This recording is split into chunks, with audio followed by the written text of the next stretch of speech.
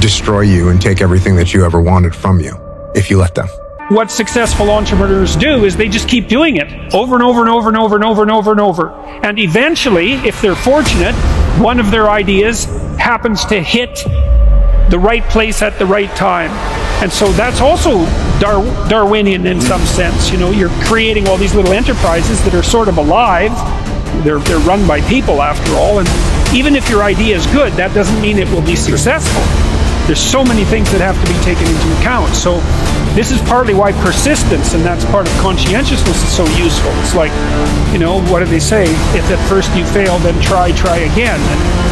And that would probably mean try something different rather than the same thing. But persistence is helpful because it enables you to run many, many experiments. And you need to know that the baseline is failure. You know, it's important because otherwise you'll blame that on yourself. You know, and some of that's useful because there's probably some things that you could improve about yourself, but it's very difficult to go from 0 to 1, you know. If you're starting out as a salesperson, for example, the hardest sale is the first customer. If you want to achieve what you want to achieve at the highest level, this is a binary game. Either you're in the yes, I will figure this out business, or no, this won't work because. Too many of you are stuck, and this is not going to work because. There's sometimes you could be in a meeting and you could be the smartest guy in the room and you don't want to let anybody know that. Let everybody talk, let everybody think they're smarter than you, but you really know what's going on. There's other times when you're in the room, you could be the least smartest guy in the room, but you got to make them think that you're smarter than them. And if you can master that technique, then you can get just about anything you want in any negotiation. People who are faster and smarter be more productive, especially if they're hardworking, but that's really what you'd want, isn't it? I mean, how the hell do you want to set up your society? You want to set up your society so that incompetent people who do nothing succeed? That first of all, that can't happen. Oftentimes, the person who stops ourselves from doing other things while we would like to point at other people because they have an opinion, it is actually us. We choose to believe, listen, adhere to somebody else's opinions, but somebody else's opinion of us doesn't pay our bills. The person who has an opinion about what it is you're doing was most likely never going to become a customer. I want to know the personality, the character of the people I'm in with, but there's times when I'll test somebody, I'll throw out a word or two that I know is false, and I'll see how he responds. If he wants to make me think I know what I'm talking about, I'll say something that has nothing to do with anything or is totally absurd, and we'll see how they answer. And sometimes they'll give you an answer and you can start to, you know, they'll indicate to you what kind of personality they are and really will get happy. The main thing is just let people talk first.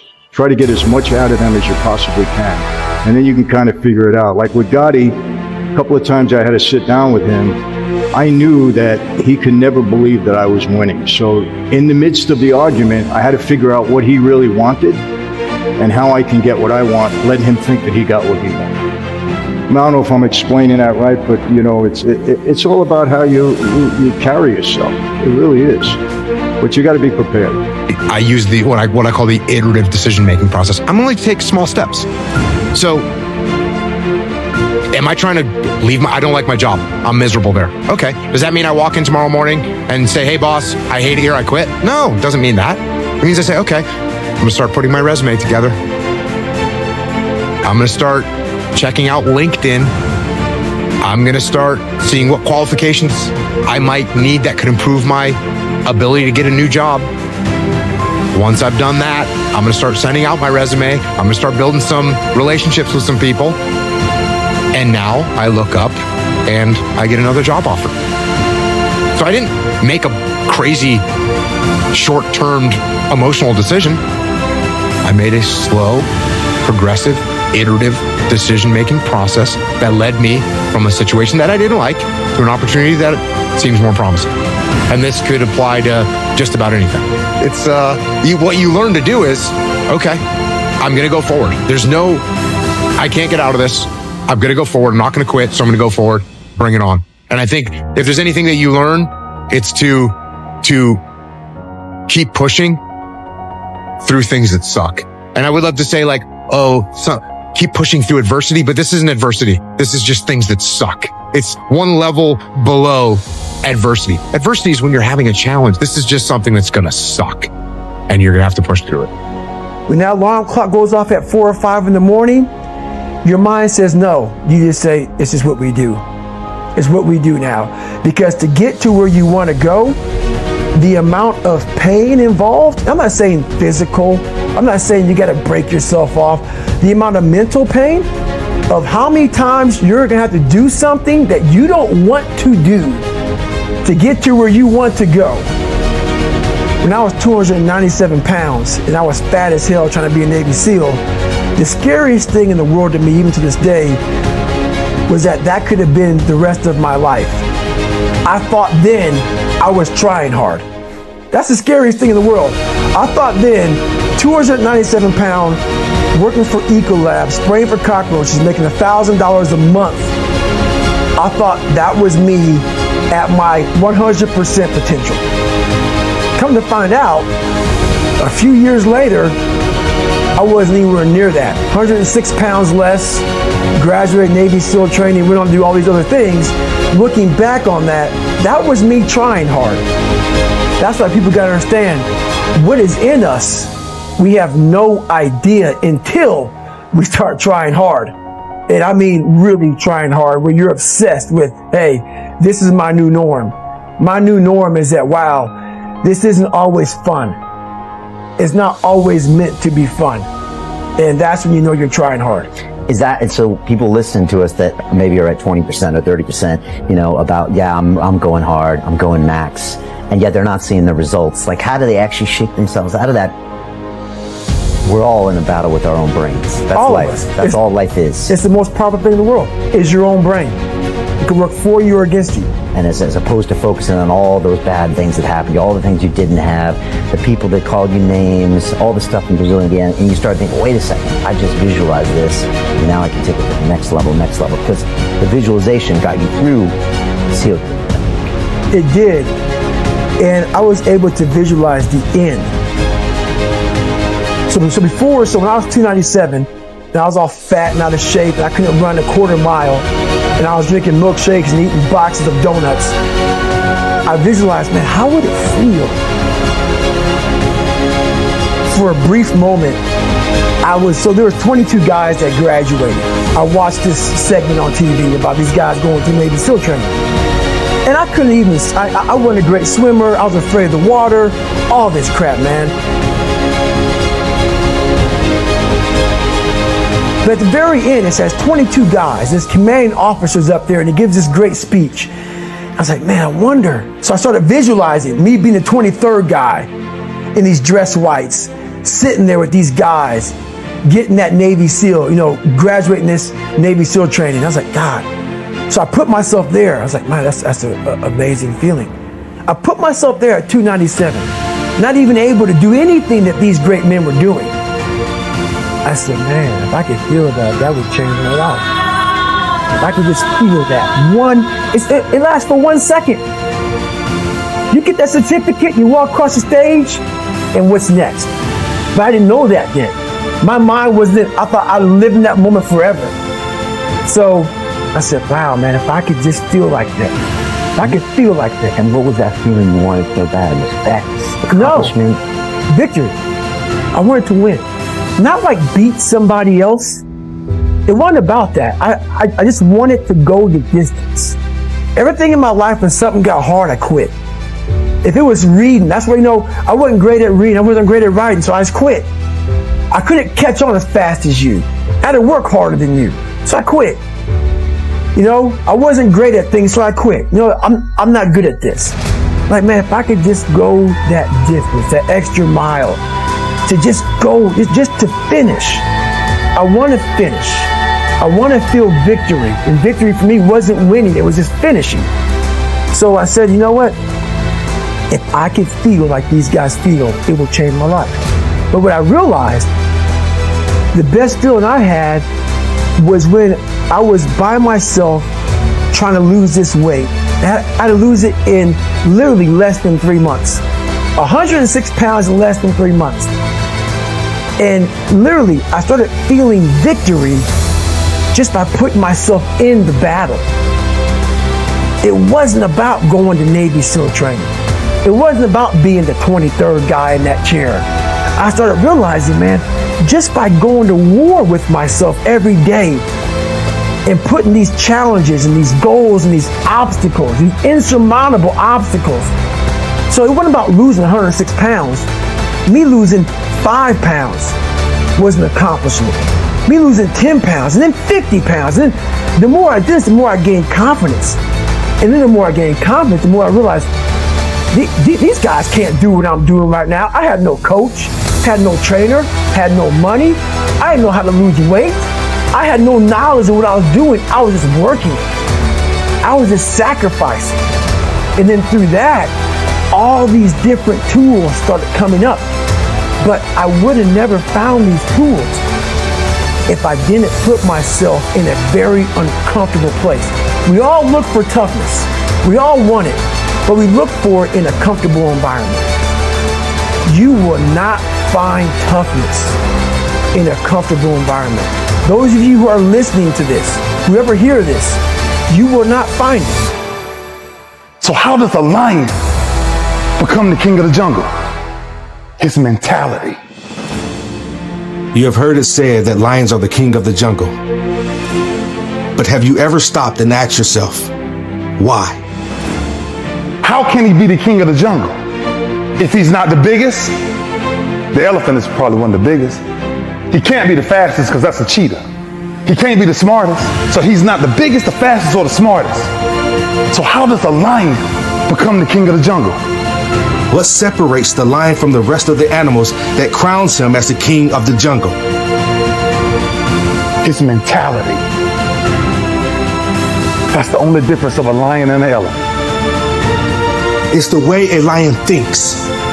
When a lion walks up and sees an elephant, he thinks lunch. An elephant. I'm trying to give people a different thought process of life where failure, hell, disappointment, discomfort is a great learning tool. And many people don't understand that, but it's these few moments in life that you have. Like for me, I always talk about it. Rocky 1, round 14. That 1 2-minute and 13-second clip of Rocky getting up when Apollo knocked him down. That one clip, when I was going through a very bad time in my life, I saw what I wanted to be. And it wasn't a guy that won. It wasn't a guy that won everything he did. It was a guy that kept getting up after being knocked down. So I realized if that 2 minutes and 13 seconds changed my life, that's all it was. I saw something that I needed to be in the world I was living in.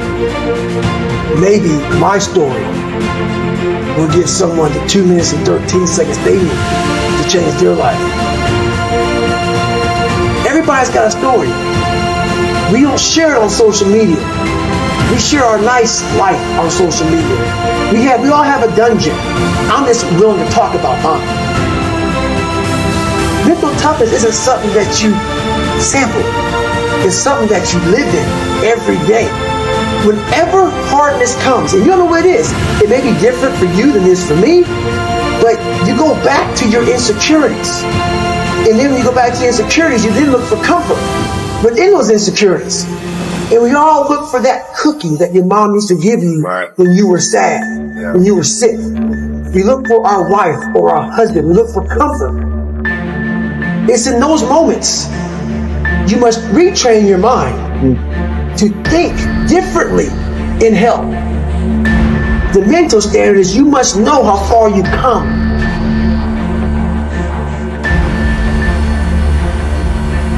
I walk in a room now and I know the hours and years and decades I put into David Goggins.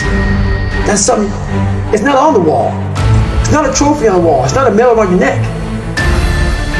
I don't care how you perceive David Goggins, because through my journey, I figured out the one piece I was missing. I thought it was cars. I thought it was women. I thought it was money. I thought it was everything.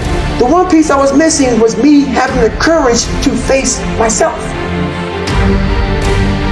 Where I got my work ethic from was the hours I had to spend learning this. When you sit down and you're not smart, and you have a disability, and you still want to be at the top of your class, I didn't want to just get by. When I realized that I can learn through hard work, and I can beat the valedictorian in school, but I got put in 10 hours more a day than he does. You know what kind of strength comes from that? When you're sitting down, that guy, that valedictorian studied for an hour, and you know I caught you. I have the work ethic to catch you. That's where David Goggins got really invented. Was at a kitchen table with 20 spiral notebooks that were empty, and then they were full. And when you can go through that, I still have them in my storage unit. You go through these spiral notebooks of your life, and you realize this is how I learned. This is unbelievable. It wasn't until I got real sick and my life got real quiet.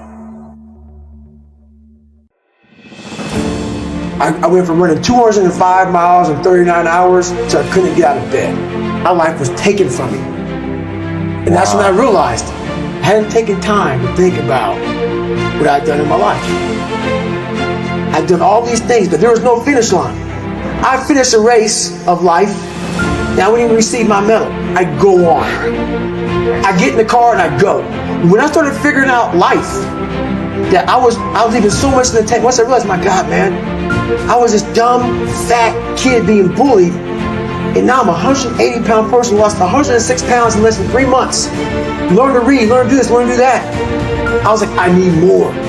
I was fueling my mind with everything. And I never took time to say, my God, you came from this hell, and you're here. I had come 8,000 miles from where I started. But if you never know that, you're still in the $7 a month place. So it's that quiet place. It's that place by yourself. It's those hours and years and decades by yourself in the grip of life. When life has you by the throat and choking you out, and you're sitting there calm because you're trying to figure it out. You're not panicking.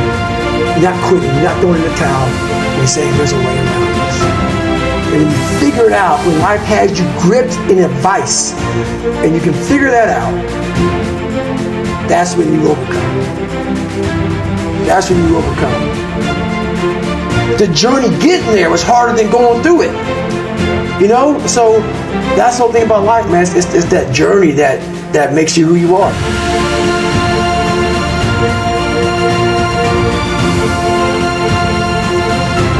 When you have fallen, when you have made a mistake, the worst thing you can do is criticize yourself. At the end of the day, life can be very painful. We can experience loss and worry and the insomnia of reoccurring heartbreak and hardships. It is inevitable. It is self-compassion that gives us the power to face our failures, to face our fears, to face our insecurities, to face what we don't like about ourselves and come out on top. When you're down, find a way to get up. I've been there. I go through it like anybody else. But I have a job to do in this world, and so do you. The real challenge of growth, mentally, emotionally, and spiritually, comes when you get knocked down. How you handle it, that's where the growth takes place. Evaluate where you are. Look at it, assess yourself. Assess yourself and assess the situation. What brought you there? What role did you play? All of us are self-made, but only the successful will admit it. If you want to begin to move, you've got to clear your mind of all the unnecessary luggage and baggage that's weighing us down. I'm telling you from personal experience, I know what my life was like when I put in 55. I know what it was like when I didn't try. I know what my life was like when I didn't care. I know what my life was like when I didn't have any dreams or any goals, like I didn't want anything. I know what my life was like. Now I'm putting in 120, baby. You put in 120. Not only does it affect your life, It affects your family's life. It affects your friend's life. It affects your community's life. Are you hearing what I'm telling you? I'm challenging you. I'm challenging you to get from where you are. I'm challenging you to stop settling. I'm challenging you. I'm challenging you. I'm challenging you to stop accepting the life that was given to you. I'm challenging you to give 120%. Are you hearing me? Trying is not good enough. Trying is not going to get you there. We need potential. We need application. We need dedication. We need motivation. We need discipline. We need to understand that work must be applied. And even when you don't want to do it, find a way to do it anyway. I'm coming back, and I'll be stronger and better because of it. You have got to make a declaration that this is what you stand for. If you are going to win the fight for your future, then you are going to have to master self-compassion. Face the conflict, embrace rather than avoid challenges, and you don't give up on yourself. Do not give up on yourself. When you find yourself criticizing yourself negatively, comparing yourself to others, try to find inspiration in their successes and strengths instead of feeling threatened. You're standing up for your dreams. You're standing up for peace of mind. You're standing up for health. You want it, and you're going to go all out to have it. Elephant, thanks, Ron. The animal kingdom respects the lion more than any other animal in the jungle. You see, lions hunt during storms, and they do most of their hunting at night. They hunt during storms because the noise and the wind makes it hard for prey to see and hear them. That's the lion's mentality. And it's all mentality. Lions walk around fearlessly, and they are in charge of their own destiny. I'm going to need you to tap into your lion mentality and conquer your territory.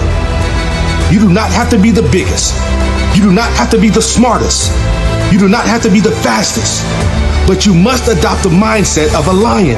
Have the love for your grit.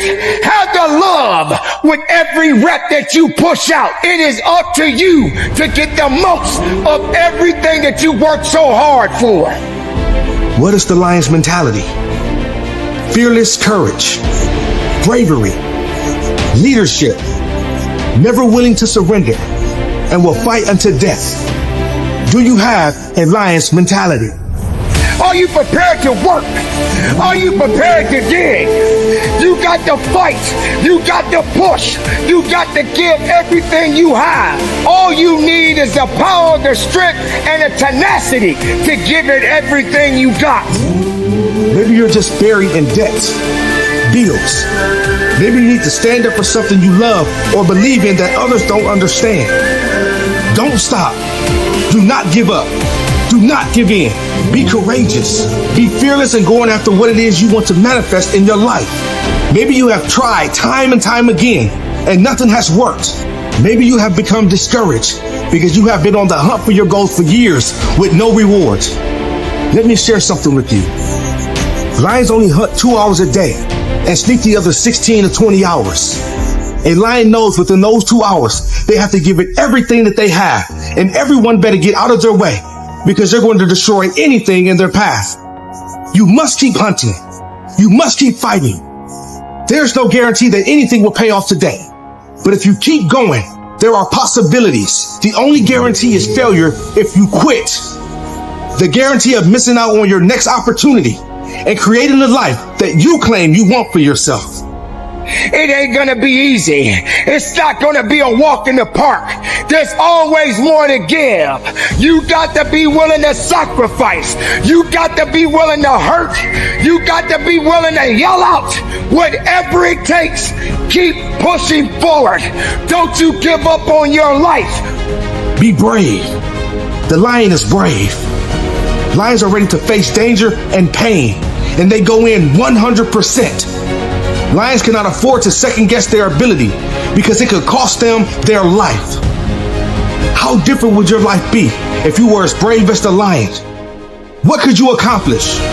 What would you attempt? What if you decided to believe in yourself and the gifts that you possess? How far could you go? How far could you climb if you just believed in your abilities? What sets you apart from the pack Once an obstacle confronts you, you're going to kick it down. You're going to overcome. You're going to rise. If you trust yourself, it will come to you at the right time in which you need it. I have too much to accomplish to be satisfied with where I am right now. Prey doesn't lie there waiting to be eaten.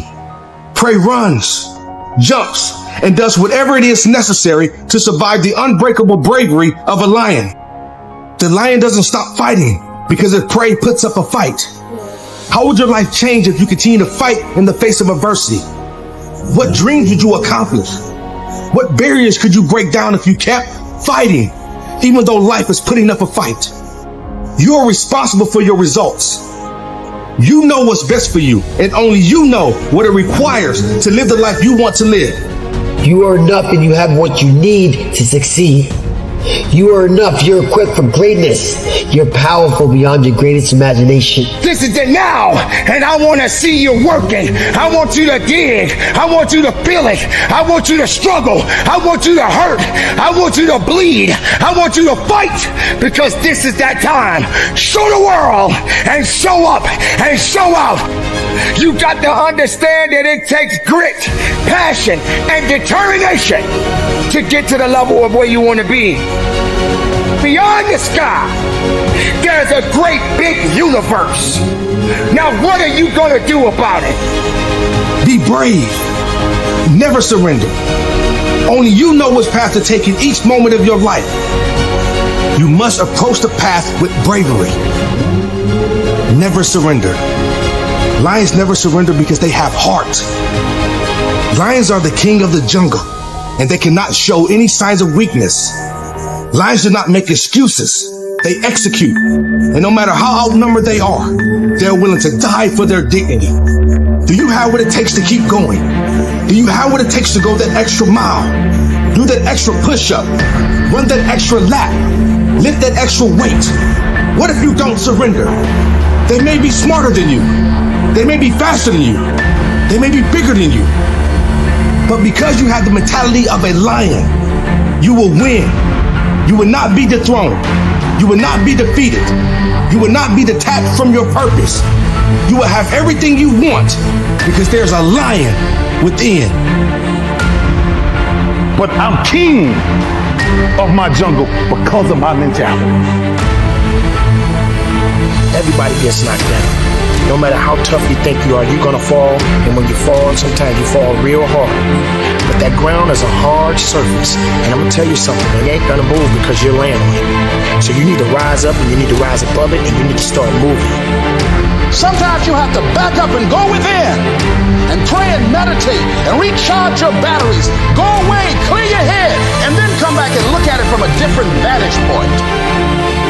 Don't operate while you're under the spell or the effect of what's going on. Stop half doing stuff. Stop putting forth 50% effort, 60%. Look, stop. Do it right or just don't do it at all. Are you hearing me? Do it right. There's a lot of people walking around today. They have unchecked rage, unchecked aggression, unchecked anxiety, fear, insecurity. You're going to have to care enough about yourself to face it and find a resolve. You got to find out what's the next things you need to be doing. How are you going to push it to that level and go beyond it? How are you going to maximize your time? How much energy are you going to put into this craft?